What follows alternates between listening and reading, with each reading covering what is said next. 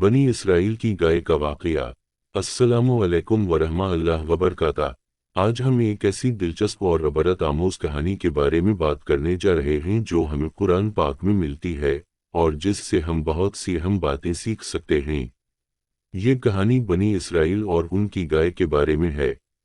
इस वाक़या में हमें अल्लाह की हिकमत और इसके अहकाम की अहमियत का बहुत बड़ा सबक मिलता है। तो आइए इस कहानी का आगाज़ करते हैं। वाक़या की इब्तिदा।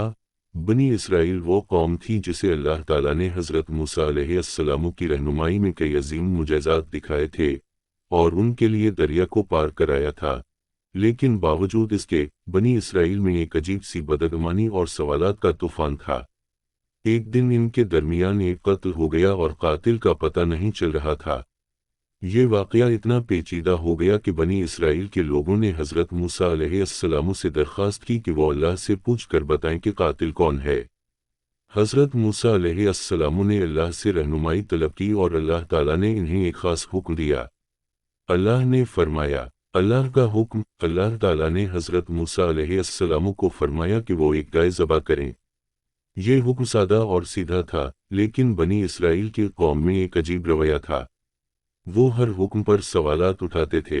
तो इन्होंने हज़रत मूसा अलैहिस्सलाम से पूछना शुरू कर दिया, ये गाय किस रंग की हो?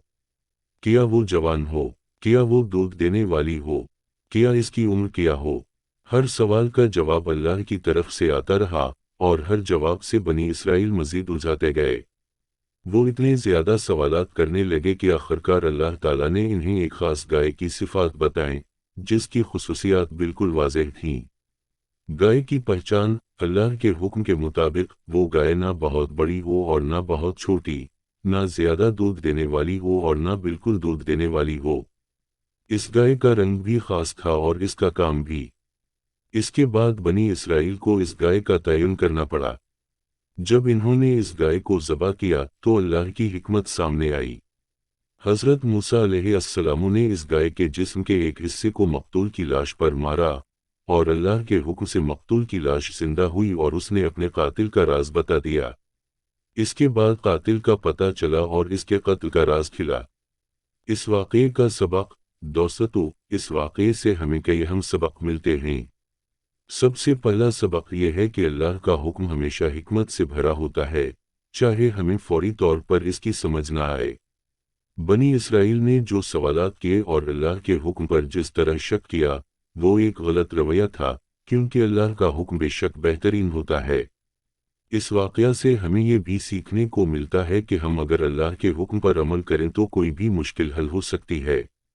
बनी इसराइल की कौम ने जब तक अल्लाह के हुक्म पर मुकम्मल तौर पर अमल ना किया, तब तक उनकी मुश्किल हल ना हुई।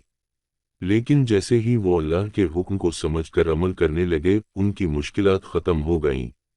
अल्लाह की हिकमत और हमारे अमाल। ये वाक़या इस बात को वाज़ेह करता है कि हम जब अल्लाह के हुक्म पर अमल करते हैं तो हमें हमेशा इसकी हिकमत पर यकीन रखना चाहिए। अल्लाह ताला का हर हुक्म हमारी बेहतरी के लिए होता है, चाहे हमें इसका फौरी फ़ायदा नज़र ना आए। ये वाक़या हमें ये भी सिखाता है कि हमें कभी भी अल्लाह की रहनुमाई को छोटा नहीं समझना चाहिए। अल्लाह ताला हमें जिस बात का हुक्म देता है, इसमें कोई ना कोई हिकमत ज़रूर होती है, चाहे हम इसको फ़ौरन समझ पाएं या ना पाएं। दोस्तों, हमें अपनी ज़िंदगियों में अल्लाह के हुक्मों को अपने दिल व दिमाग से तस्लीम करना चाहिए और उन पर अमल करना चाहिए। जब हम अल्लाह के रास्ते पर चलते हैं और इसकी रज़ा की कोशिश करते हैं, तो अल्लाह हमें दुनिया और आखिरत में कामयाबी देगा।